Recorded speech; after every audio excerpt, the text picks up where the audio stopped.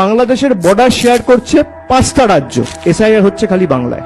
4টে রাজ্যেতেই SIR হচ্ছে না এবং তারা বলছে বাংলায় বাংলাদেশি রয়েছে। বাকি 4টে রাজ্য বাদ, যাদেরকে রোহিঙ্গা বলা হয়, বার্মা বা মায়ানমার থেকে যারা আসে তাদেরকে বলে রোহিঙ্গা।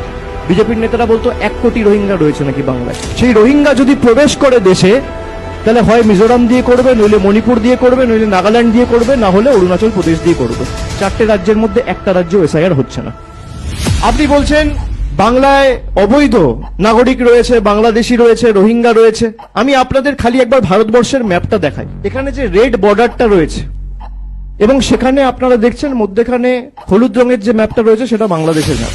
একদিকে রয়েছে মেঘালয়, একদিকে রয়েছে আসাম, একদিকে রয়েছে ত্রিপুরা, একদিকে রয়েছে মিজোরাম, আর একদিকে রয়েছে ওয়েস্ট বেঙ্গল। আপনি যদি বর্ডার টু বর্ডার দেখেন তাহলে বাংলাদেশের বর্ডার শেয়ার করছে 5টা রাজ্য, এসআইআর হচ্ছে খালি বাংলায়। বাকি 4টে রাজ্য বাদ। 15 দিন আগে ত্রিপুরা থেকে 21 জন বাংলাদেশি ধরা পড়েছে। সংবাদ মাধ্যমের প্রতিনিধিরা খবর করেনি। অগস্ট মাসে, সেপ্টেম্বর মাসে আমার মনে আছে মায়ানমার থেকে আসামে রোহিঙ্গা ধরা পড়েছে। 5টা রাজ্য বর্ডার শেয়ার করছে বাংলাদেশের সাথে। আমি আবার বলছি, এই তথ্যটা অত্যন্ত গুরুত্বপূর্ণ। পশ্চিমবাংলার সাথে সাথে মেঘালয়, আসাম, ত্রিপুরা, মিজোরাম, 4টে রাজ্যতেই এসআইআর হচ্ছে না এবং তারা বলছে বাংলায় বাংলাদেশি রয়েছে। মায়ানমারের যে বর্ডার রয়েছে, 4টে স্টেট রয়েছে, যাদেরকে রোহিঙ্গা বলা হয়, বার্মা বা মায়ানমার থেকে যারা আসে তাদেরকে বলে রোহিঙ্গা। বিজেপির নেতারা বলতো 1 কোটি রোহিঙ্গা রয়েছে নাকি বাংলায়। মায়ানমার বেঙ্গলের সাথে বর্ডার শেয়ার করে না। তারা তো জানে না, দেশাত্মবোধের কথা বলে, দেশের ম্যাপটাও জানে না। এই হচ্ছে বিজেপি। তাহলে নির্বাচন কমিশনের উদ্দেশ্য, লক্ষ্য কি? আমার প্রশ্ন।